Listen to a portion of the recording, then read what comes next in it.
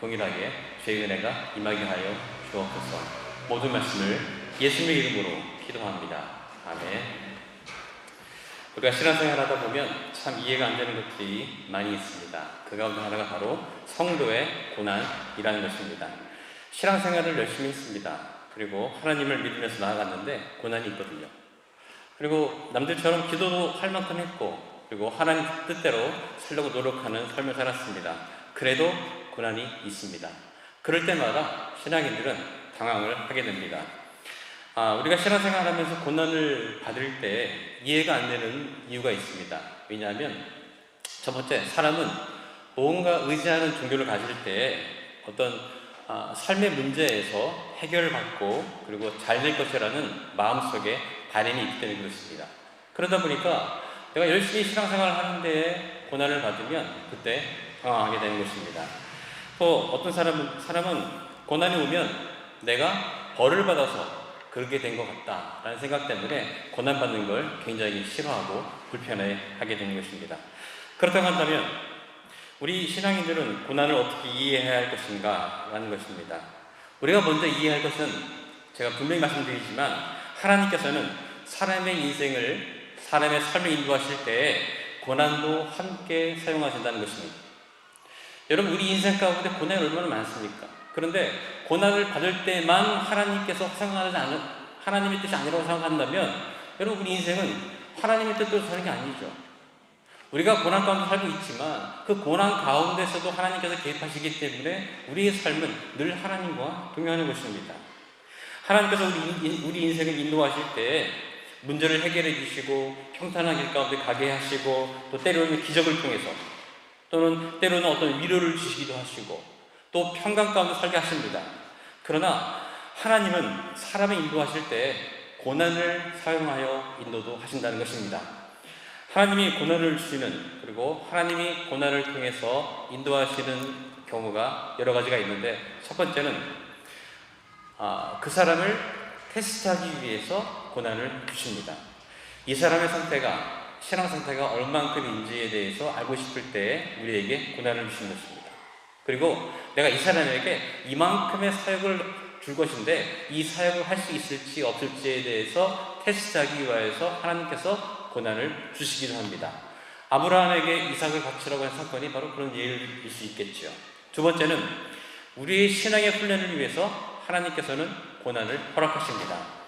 이 사람이 이 고난을 통해서 신앙이 더 커질 수 있기 위해서, 그리고 이 사람이 더욱더 하나님을 의지하게 하기 위해서, 그리고 믿음이 더 강하게 하기 위해서 하나님께서는 고난이라는 걸 통해서 우리를 훈련시키는 것입니다. 세 번째, 우리의 삶을 완전히 바꾸시기 위해서 고난을 주십니다. 뭔가 이 사람을 통해서 삶의 방향을 바꾸시기 위해서 그 사람에게 고난이라는 도구를 사용하여서 인생을 바꾸시는 겁니다. 그리고 지금까지 살아왔던 모든 삶의 환경을 바꾸시기 위해서 고난을 주시는 것입니다. 이게 인간의 입장에서는 고난이죠. 하지만 하나님 입장에서는요, 그 사람의 인생을 바꾸기 위해서 우리에게 주시는 것입니다. 네 번째입니다.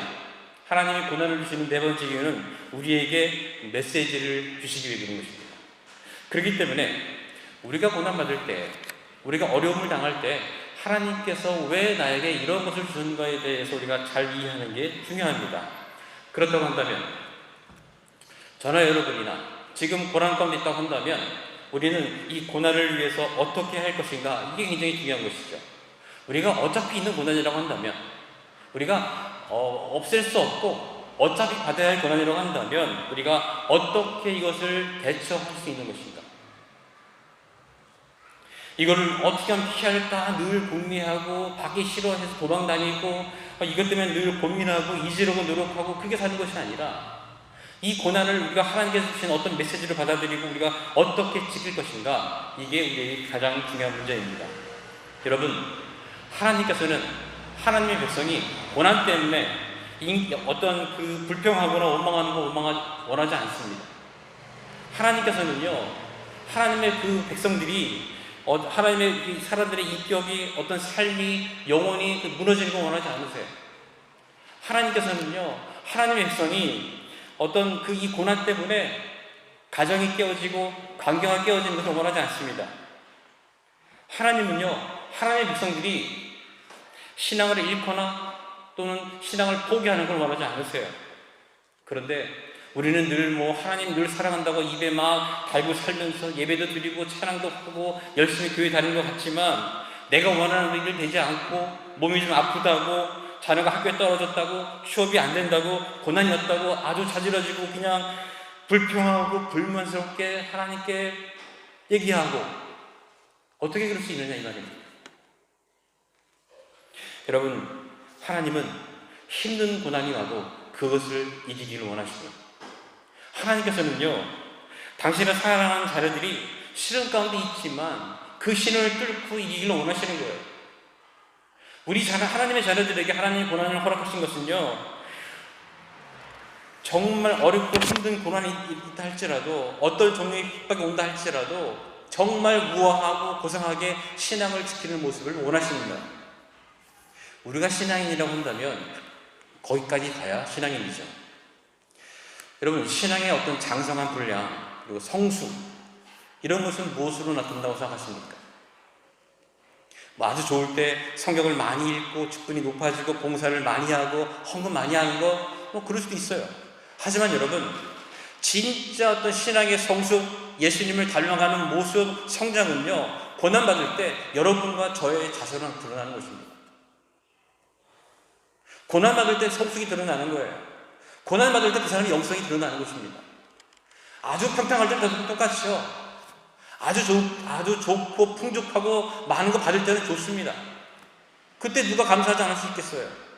그때 누가 여러분 하나님을 찬양하지 않을 수 있겠습니까? 하지만 그 사람의 진짜 신앙은 그 사람이 고난받을 때 그 사람의 고난을 통하여서 그 사람의 영성과 성숙이 드러나는 것입니다. 길을 가다가 제가 어떤 아가씨가 걸어가는 걸 봤어요. 굉장히 잘 차려입었습니다. 그리고 아주 예쁜 그 하이힐을 신고요, 아주 예쁘게 막 걸어가더라고요. 누가 봐도 참 예쁘다 멋있다 하고 할 정도로 우아하게 걸어가고 있더라고요. 근데 뒤에 따라가다 보니까 갑자기 뭐가 신발에 문제가 있는지 땅에 문제가 있는지 갑자기 넘어졌어요. 굉장히 크게 넘어졌어요. 그래가지고 심하게 다쳤을 것 같다 그런 생각이 들어가지고 내가 막 뛰어가야 되냐 막 그런 생각을 갖고 있는데 갑자기 벌떡 일어나더라고요. 벌떡 일어나더니요 더 우아하게 하더라고요. 아니 무슨 일이 일어났는지, 무슨 일이 일어났어요? 그런 표정을 짓더니요 아주 우아하게 걸어가더라고요. 땅에 넘어져가지고요, 아니 땅이 왜 이래, 내 인생은 왜 이래, 난 왜 이렇게 안 풀려, 이러지 않더라고요. 그냥 넘어진 상태에서 바로 벌떡 일어나더니요 무슨 일이 안 일어난 것처럼 그냥 막 걸어가더라고요. 속은 얼마나 부끄럽겠습니까? 속은 얼마나 처절하겠어요? 또 몸은 얼마나 아프겠습니까? 그런데 전보다 더 우아하고 아름답게 걸어가더라고요. 여러분, 하나님은요 우리가 고난 속에서 꿋꿋하게 일어나기를 원하십니다. 여러분, 지금 여러분들이 고난 가운데 있다고 한다면 마음속으로 다짐하세요. 나는 더 이상 무너지지 않겠다. 무너지는 것은 신앙인의 모습이 아니다. 나는 고난 가운데 있지만 더 꿋하게 하나님을 위해서 힘내서 일어나겠다고 결단하시기 바랍니다. 오늘 말씀에 요셉이 나옵니다. 요셉은 좋은 신앙의 아버지 어머니 밑에서 11번째 아들로 태어났습니다. 아버지의 사랑을 받았기 때문에 장자권을 보장받은 사람이었어요. 근데 아버지 어머니가 너무 사랑해서 다른 형제들에게는 시기의 질투가 되었습니다. 그래서 그때부터 고난이 시작되었습니다. 첫 번째 고난은 이것입니다. 형들이 요셉을 죽이려고 했어요. 그래서 우물에 던졌습니다. 근데 마침 그 우물에 물이 없어가지고 목숨은 살아났어요. 근데 유다가 보니까 요셉을 죽이는 것은 정말 마음에 꺼림직한 거예요. 그래서 형제들에게 우리가 애를 죽이는 것은 유익이 없으니까 차라리 팔아서 돈을 챙기자. 그래가지고 지나가는 사기에게 돈을 주고 팔았습니다. 사람이 돈에 팔린다는 것은요 굉장히 큰 고난입니다. 인신매매에 당한 것이죠. 그래서 팔려가게 생겼는데, 팔려가서 또 팔린 것이 누구냐면 애굽의 보디발의 종이 된 것이에요. 노예가 된 것입니다. 노예라는 것은요 말이 노예죠. 그때부터 사람이 아닌 것입니다. 주인 때문에 그 목숨이 왔다 갔다 하는 게 노예 자체인 것이에요. 노예가 된 거예요. 그리고 거기서 끝나는 것이 아니라 보디발의 아내가 유혹했는데 그 유혹을 뿌리치고 도망가다가 보디발의 아내의 마음대로 안 됐죠. 그래서 그 보디발 장군에게 자기가 해를 당하려고 했다라고 거짓말을 해서 결국 죄 없는 요셉이 감옥에 가게 되는 것입니다. 감옥까지 떨어졌어요. 여러분, 이런 인생을 이끌어서 막장 인생이다라고 하는 것입니다. 이런 걸 이끌어서요, 인생 쫑났다, 인생 끝났다라고 말하는 것입니다. 누가 이런 상황에서 여러분 살 수 있겠습니까? 어떤 신앙인이 이런 상황 가운데 신앙을 지킬 수 있겠어요? 이런 상황 가운데 있는데 하나님 욕한다고 해서 누가 그 사람에게 손가락을 찰 수 있겠습니까? 신앙을 버린다고 해서 누가 이 사람에게 뭐라고 할 수 있겠습니까? 이런 상황인데. 자, 그런데 놀라운 것은 요셉의 인생이 성경에 나오는 이유는 여기 있어요. 요셉은 그 상황에서 무너지지 않았어요. 요셉은 그 감옥에 들어가 있음에도 불구하고 그 감옥 속에서 하나님을 더 신뢰했고, 그리고 그 감옥 가운데 인정받을 만큼 더 성실하게 열심히 일을 감당했다는 것입니다. 자, 이런 요셉에게 한 가지 희망이 생겼습니다. 그 감옥에 높은 사람들이 들어오는 거예요. 그 보디발의 그 장군의 그 집에는요, 감옥이 있었습니다. 근데 그 감옥은 그냥 일반 감옥이 아니라 정치범들이 들어오고 높은 사람들이 죄를 지으면 들어오는 그런 감옥이었어요. 그런데 보디발이 너무 화가 나다 보니까 빨리 감옥에 쳐넣어 하니까 빨리 넣을 수 있는 감옥이 그 감옥이기 때문에 그 감옥으로 들어간 거예요. 그래서 그 감옥에 들어갔는데 그 감옥에 아주 쟁쟁한 사람들이 많이 오는 거예요. 그 가운데 누가 있냐면 술 맡은 간원장과 떡 맡은 간원장이었습니다. 여러분, 그냥 성경에 술을 관리하고 떡 맡은 간원장이라고 그러니까 그냥 바텐더나 그냥 불농자 같은 생각하시는데 그런 게 아니라요. 그 당시에 왕을 죽일 수 있는 가장 확실한 방법은 독살이었기 때문에 왕의 음식과 술을 관리하는 사람들이 가장 최측근이었어요. 그리고 높은 사람들이 그 왕의 음식을 관리하는 거였습니다. 아무튼 이 두 사람이 감옥에 들어왔어요. 그리고 두 사람이 감옥에서 잠을 자다가 꿈을 꿨습니다. 그런데 이 잠을 자고 난 다음에 이 꿈이 무슨 뜻인지 너무 궁금한 거예요. 그때 요셉이 그 사람들을 찾아가가지고 그 사람들의 꿈을 설명해 준 것입니다. 그래서 술 맡은 간원장은 3일 후에 왕이 잔치를 베풀 때에 당신은 전직을 회복하고 나갈 것입니다 해서 그려줬어요. 떡 맡은 간원장이 궁금하니까 나도 알려달라고 했겠죠. 그랬더니 그 떡 맡은 간원장의 꿈을 해석해 줬는데, 떡 맡은 간원장은 3일 후에 당신은 죽게 되고 새들이 당신의 시체를 먹게 될 것입니다. 이게 설명해 준 것입니다. 요셉의 설명대로 3일 후에 그렇게 되었어요. 여러분, 이 술 맡은 간원장의 꿈을 해석해 주면서 요셉에게는 큰 희망이 생겼습니다. 그래서 이렇게 말하는 거예요. 40장 14절, 당신이 잘 되거든 나를 생각하고 내게 은혜를 베풀어서 내 사정을 바로에게 아뢰어 이 집에서 나를 건져주소서. 나는 히브리 땅에서 끌려온 자여 여기서도 옥에 갇힐 일을 행하지 아니하였나이다 하는 겁니다. 이것은요, 신앙을 가진 소년이 성실하게 살았지만 억울하게 감옥에 잡힌 상태에서 가졌던 마지막의 소망의 말인 것이죠. 마지막 희망이었어요. 내가 나갈 수 있는 희망은 바로 이거구나라고 생각하고 그 사람에게, 술 맡은 간원장에게 이렇게 부탁을 하는 겁니다. 아마 술 맡은 간원장도요, 나가면서 이랬을 것 같아요. 그래, 내가 나가면 꼭 너를 살려줄게. 네 은혜가 너무 크다. 너무 고맙다. 걱정하지 마. 내가 너를 도와줄게. 이런 말을 하고 나갔을 것 같습니다. 이 요셉에게 희망이 생겼습니다. 어느 정도 마음 평안해졌고요, 안심할 수 있을 것 같아요. 이제 됐다고 생각했을 것 같아요. 그리고 술 맡은 간원장이 나가고 난 다음에 그날 밤에 이렇게 생각했을 것 같아요. 하나님이 역시 살아계시는구나. 하나님이 역시 이렇게 역사하신 것 같아. 정말 어떻게 그 감옥에 나를 보내셔가지고 그 감옥 가운데서 술 맡은 간원장이 들어오게 하시고 그 사람의 꿈을 해석하게 하시고 어떻게 그 사람이 또 나가게 하셔가지고 참 이 사람 중에 내가 나갈 수 있겠구나. 참 하나님은 정말 기막히시다.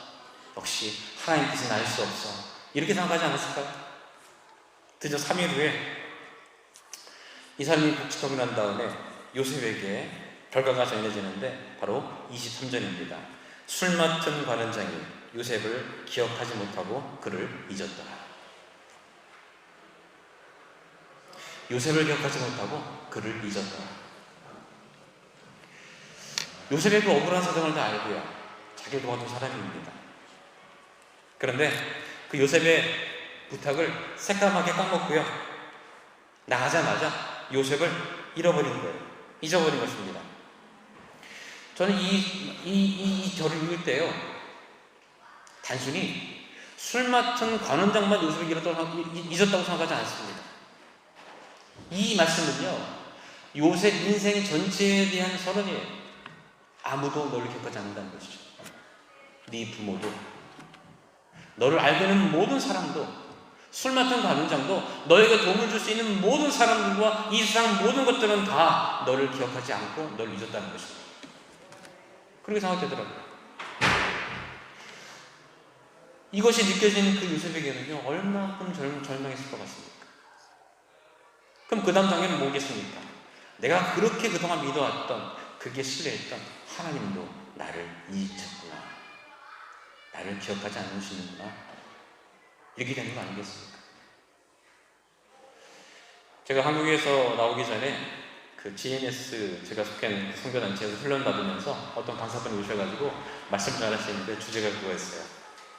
선교사는 잊혀지는 존재다, 그러더라고요. 그때 그 강의 들을 때 제 아들도 옆에 있었어요. 그러니까 제 아들이 항상 말하는 거냐면 선교사는 잊혀지는 거라며 막 이렇게 얘기하는 거예요. 근데 저는 그 말을 들을 때마다 좀 이렇게 좀 마음이 아프죠. 잊혀지는 존재다, 우리 잊혀지는 존재다, 그런 생각하고 있는데, 프랑스 선교에 딱 나와가지고 한 3개월 지났을 때에 한국에서 메일이 한 통 나왔어요. 제가 제 사역을 오래 했던 그런 교회에서 메일이 온 거죠. 그래서 다른 어떤 몇 선교 후원해주는 교회가 몇 개 되지 않았지만, 그래도 그 교회가 제일 많이 해주는 교회였어요. 그리고 실을 많이 했기 때문에 담임 목사님도 이제 많이 도와주고 하셨고요. 그러고 이제 왔는데, 메일이 왔는데 선교 정책이 바뀌어가지고 모든 선교사의 선교비를 통일했다는 거예요. 이게 어떤 선교사들한테는 좋은 거지만, 그래도 저는 그래도 오래 있었기 때문에 그 다른 선교사들보다는 약간 높았거든요. 그런데 이걸 통일하다 보니까 저 입장에서는요, 선교비가 많이 깎이는 거예요. 이렇게. 선교 정책이 바뀌어서 선교비를 통일하게 했다. 그러니까 당시 선교비가 깎였다는 거죠. 정말 힘들 때입니다. 하나님 보내신 거 아닙니까? 지금 제일 힘들 텐데 이 메일이 뭐가 했을까요? 다음에 메일이 또 왔어요. 3년만 더 주겠다. 선교 정책이 바뀌어가지고 3년만 더 주겠다, 이렇게 온 거예요. 야, 참 사람 일은 모르겠구나. 내가 가장 신뢰하고 가장 오래 사역했고 가장 믿을 만한 교회였는데 그 교회에서 이런 메일이 온다. 그러니까 다음부터는요, 그 교회에서 메일을 열어보기 싫더라고요. 무섭더라고요. 그런 생각하는 게 뭐냐면, 하나님 보내신 거 아닙니까? 선교. 하나님 잊으셨어요. 그런 마음이 좀 들더라고요. 하나님 잊으십니까? 그러면 요셉의 마음은 어떻겠습니까? 잃을 것 다 잃었고, 그래도 열심히 살았는데 마지막 희망조차도 하나님이 알고 계신 거예요. 마지막조차 그 술 맡은 관원장 한 번 도와줘가지고 그 희망 하나 갖고 지금 버티고 있는데, 그것도 앗아가신 거 아니겠습니까? 하나님 왜 그러셨어요? 어떻게 이게 처참할 수 있습니까, 하나님? 제가 아무리 기도를 찾아보고요, 뜻을 해석해라고 몰라 해도 이해가 안 되는 거예요. 왜 그러셨을까? 자, 그런데 성경을 보다가 여러분, 정말 도저히 이해되지 않는 부분이 있다고 한다면 거기에는요, 메시지가 있는 거예요. 정말 이해되지 않는 그런 고난이 있다고 한다면요, 거기에는 메시지가 있는 거예요. 나는 하나님을 정말 신뢰하고 잘 따라가고 있는데, 정말 아주 엉뚱한 곳에서 엉뚱하게 나에게 고난이 왔다고 한다면 거기에는 여러분 분명하게 그 고난 가운데에는 여러분을 향한 메시지가 있는 것입니다. 이것이 메시지라고 생각하는 이유는 뭐냐면요, 나중에 술 맡은 관원장이 이 기억이 나가지고 요셉을 빼오거든요. 아니, 당장 빼오도 되는데 왜 2년 동안 기억하지 못하고 있다가 2년 후에 기억나게 하셔가지고 빼오게 하시느냐? 여기에는 메시지가 있는 것입니다. 오늘 요셉에게 준 메시지는 이거예요. 너를 구원시키는 것은 사람이 아니다는 것입니다. 너를 구원시키는 것은 바로 나, 하나님이라는 메시지를 주기 위하여서 하나님께서 이 마지막 사람을 향한, 술 맡은 관원장을 향한 그 마지막 희망을 밟으시고 꺾으시는 것입니다. 요셉 생각에는요, 내가 열심히 꿈을 해석해주고 정말 이 사람이 잘 되면 나를 살려줄 것이라는 꿈을 가지고 희망을 품었습니다. 그래서 그 사람에게 부탁을 했어요. 그 사람을 도와주겠다고 했습니다. 그리고 그 희망 속에서 하루하루 살았을 것입니다. 그런데 그 희망을 무너뜨게 하신 이유는 뭐냐면, 너의 구원은 사람에게서 나오는 게 아니란 얘기입니다. 너의 구원은 너의 능력과 너의 잔머리와 너의 생각으로 나오는 게 아니란 얘기예요. 너의 구원은 너의 계획으로 이루어지는 게 아니란 이야기입니다. 네가 막 계획을 품고 도와주고 노력했지만 결국 구원해 주는 것은 네 계획과 그 도와주는 사람 때문에 되는 것이 아니라는 얘기예요. 절대로 그 술 맡은 간원장이 널 구해 주는 게 아니라는 얘기입니다. 이게 메시지예요. 여러분, 만약에 술 맡은 간원장이 나간 다음날 요셉이 본받은 생각해 보세요. 그럼 요셉이 얼마나 스스로 대견했겠습니까? 야, 정말 나는 계획을 정말 잘 짰어. 내가 정말 좀만 노력하면 되는구나. 자신의 노력과 능력으로 된 것이 얼마나 좋겠습니까? 그리고 그 도와준 술 맡은 간원장이 얼마나 고마웠겠어요. 삶의 은인이 아니겠습니까? 이 지긋지긋한 이 감옥 속에서, 무서운 감옥 속에서 구원시켜준 사람이 이 술 맡은 간원장인데 얼마나 이 생명의 은인이겠어요. 어쩌면 하나님보다 더 큰 은인이겠죠. 아마 총리가 됐던 높은 고리에 올라갔던 아마 이 술 맡은 간원장은 늘 따라다녔을 것 같아요. 생명의 은인인데 어떻게 보면 요셉에게 있어서는요, 이 마지막 시험이었을지 모릅니다. 총리가 되기 전에 마지막 시험이 이 2년 동안의 시험이었을지 몰라요. 총리가 되고 난 다음에, 높아지고 난 다음에 얼마나 교만해졌을까요? 사람이라고. 가질 것 다 가졌고요, 권력 다 가졌고요, 얻을 거 없습니다. 그 높은 자리에서 어떻게 그렇게 순수하게 신앙을 지킬 수 있었을까요? 어떻게 사람 의지하지 않고, 사람 말 듣지 않고, 하나님 무서워하면서 높은 그 총리에서 어떻게 살아남을 수 있었을까요? 어떻게 보면 이 시험이 요셉에게 있어서는 마지막 시험이었을 것입니다. 자, 여러분, 이 마지막 2년을 어떻게 버티느냐, 이게 바로 하나님의 테스트였어요. 자, 이런 요셉의 상황 가운데 우리는 어떻게 살아야 될 것인가? 이렇게 모든 희망들을 다 없애고 내 삶은 도저히 바뀔 것 같지 않고 이렇게 고난 연속 가운데 삶 가운데 내가 어떻게 살아야 될까? 모든 사람들 가운데 잊혀지고 기억되지 않는 이런 삶 가운데 어떻게 살아야 할 것인가? 심하면 하나님조차도 기억하지 않는다라고 생각해서 이 상황 가운데, 이 삶 가운데 우리는 어떻게 살아야 될 것인가? 오늘 세 가지를 말씀드리겠습니다. 첫 번째, 하나님을 신뢰하십시오. 하나님을 신뢰하십시오. 술 맡은 간원장이 요셉을 기억하지 못하고 그를 잊었더라, 이 말씀을 들으면서 저는 너무 화가 났어요. 제가 순간 요셉이 아니었는데요, 요셉의 입장에 서보니까 너무 화가 나더라고요. 막 욕이 나오더라고요. 이런 막 신발끈 이런 화가 막 나더라고요. 이런 나쁜 사람 이러면서 술 맞다가 막 가나미에 걸려라 이런 말 생기고 막 화가 나더라고요. 어떻게 이럴 수가 있어요? 어떻게 이렇게 배신할 수 있습니까, 여러분?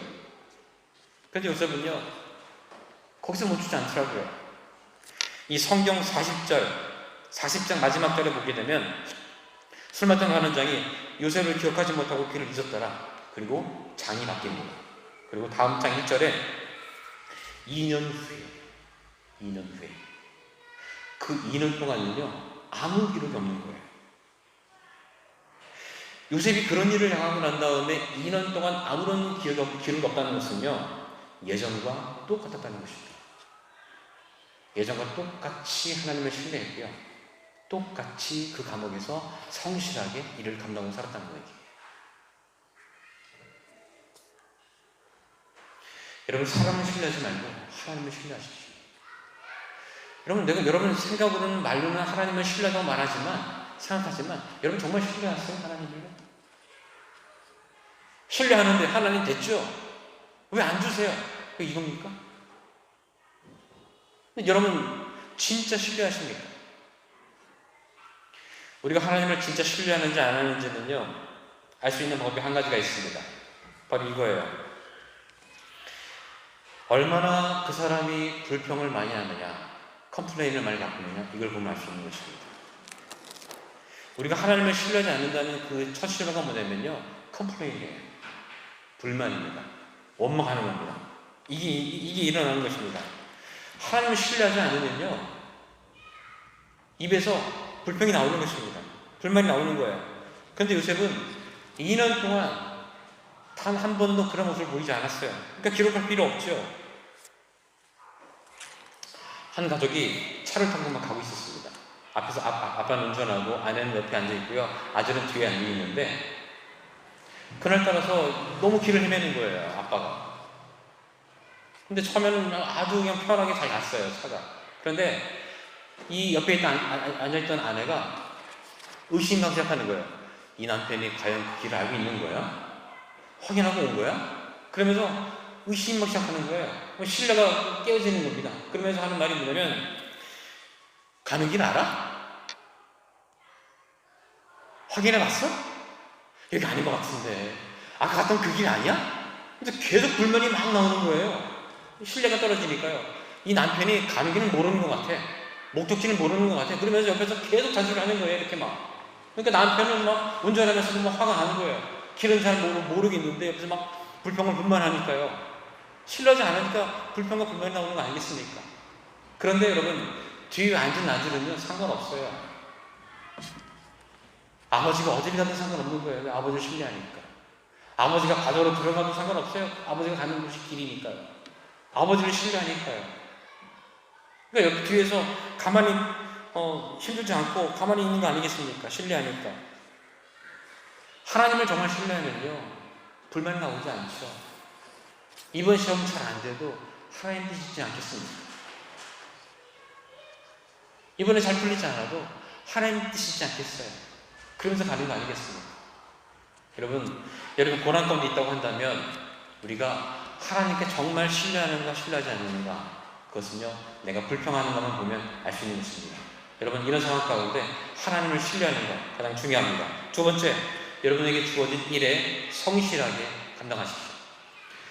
신뢰하지 않으니까요, 내게 주어진 일에 성실하지 않습니다. 내 마음대로 되지 않으니까 성실하지 않는 거예요. 그래서 삶에 성실하지 않습니다. 자고 싶은 만큼 자고, 하고 싶은 거 다 하고, 죄질 거 다 지우면서 내 마음대로 사는 것입니다. 요셉을 보면 어떤 위치에 있던, 어떤 일을 하던, 작던, 그 일이 크던 상관없이 요셉은 성실하게 자기 일을 감당했습니다. 요셉이 그 종으로 들어갔을 때 하나님이 돌보셔가지고 그 보디발의 집이 잘 됐다는 것은요, 요셉은 가만히 있는데 하나님이 잘 되게 하셨다라고 여러분 생각하지 마세요. 감옥에 들어갔는데 간수장의 은혜를 받아가지고 그 죄수를 관리하고 사물을 맡게 하셨다는 것은요, 요셉은 가만히 있는데 그냥 하나님이 은혜를 주셔가지고 잘 됐다고 생각하지 마세요. 요셉이 종으로 들어갔던, 죄인으로 들어갔던 상관없이 그 자리에서 자기의 맡겨진 일을 열심히 성실하게 감당하니까 그 가운데 하나님이 은혜가 임하게 된 것입니다. 나에게 왜 이런 직장을 보내셔가지고, 왜 이런 학교 오게 하셔가지고, 왜 프랑스 오게 하셔가지고, 왜 코로나는 터져가지고 이렇게 됐는지 모르겠다라고 여러분 그렇게 말하지 마시고요. 여러분에게 주어진 그 일들을 성실하게 감당하시는 것, 이게 바로 우리가 해야 할 일입니다.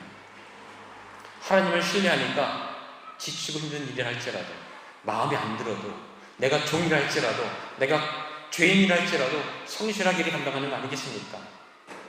우리도 마찬가지입니다. 여러분들에게 주어진 환경이, 여러분에게 주어진 고난이 하나님이 주신 것이 확실하다고 한다면 여러분 그것에 성실하십시오.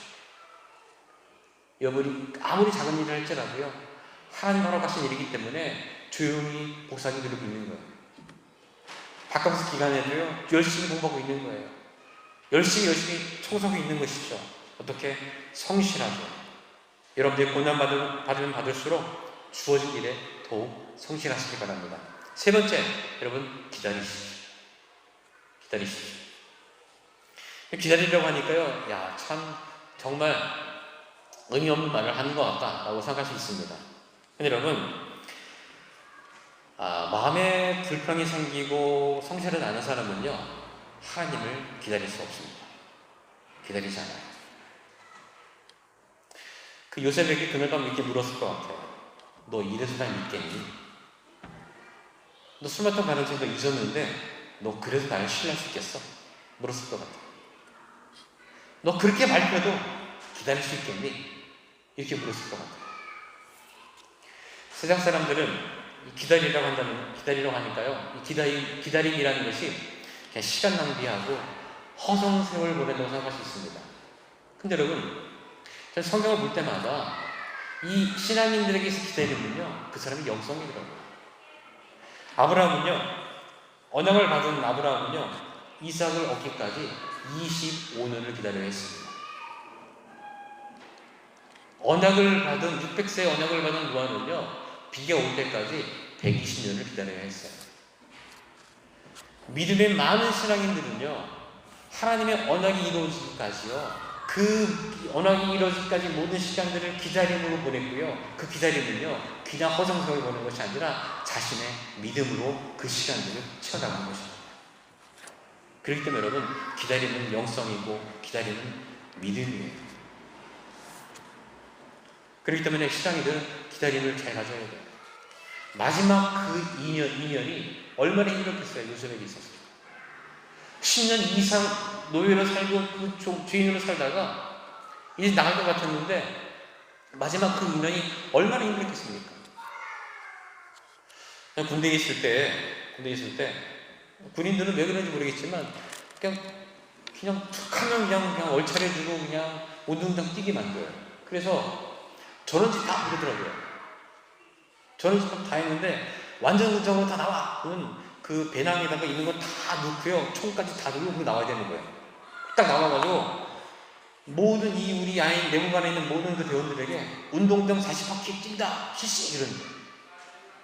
운동장 한 바퀴 도는 게 1km니까요 다 돌면 40km. 그게 될까 싶었는데 그 사람들이 다 같이 뛰니까 되더라고요. 또 근데 그 뛰는 그 기간 동안은 너무 힘들어요. 그런데 이 한 바퀴 돌 때마다 너무 힘들지만 되는 거예요. 이게 되니까 신기해요. 이렇게 발맞춰서 막 뛰니까 이렇게 죽을 것 같지만 되니까 재밌고 좋아요. 근데 마지막 39바퀴 돌고 난 다음에 마지막 40바퀴를 돌 때 야, 이 한 바퀴만 돌면 끝이다라고 그런 마음 갖고 막 돌고 마지막 그걸 딱 들어가는데 그때 상관이 뭐라고 하냐면요, 한 바퀴 더 그럽니다.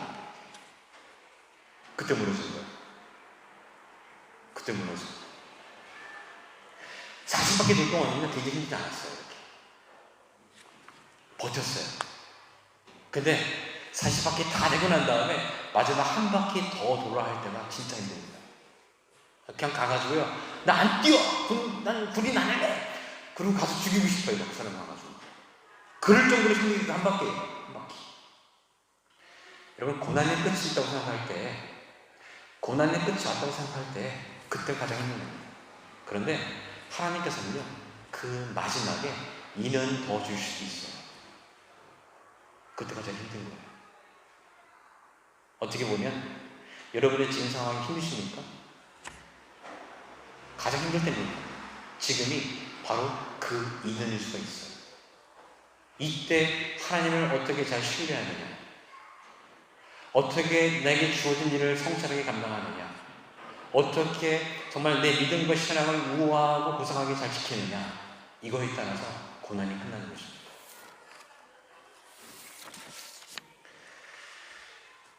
이제 요셉이 총리가 됩니다.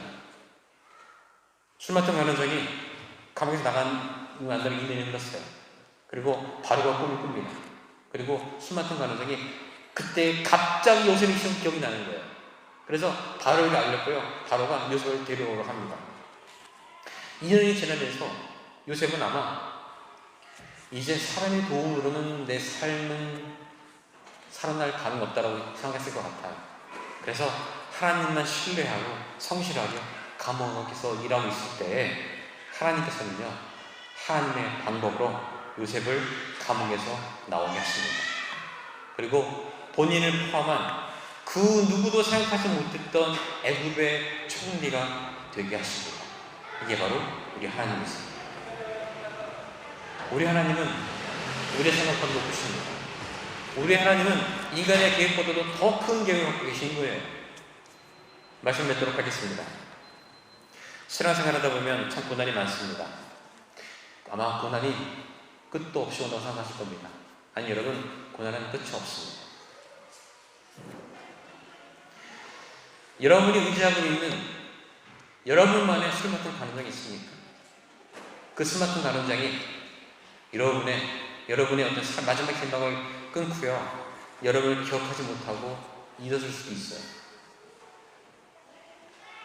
하나님은 나를 잊으셨고 나를 기억하지 못한다고 생각할 때가 있을 것입니다.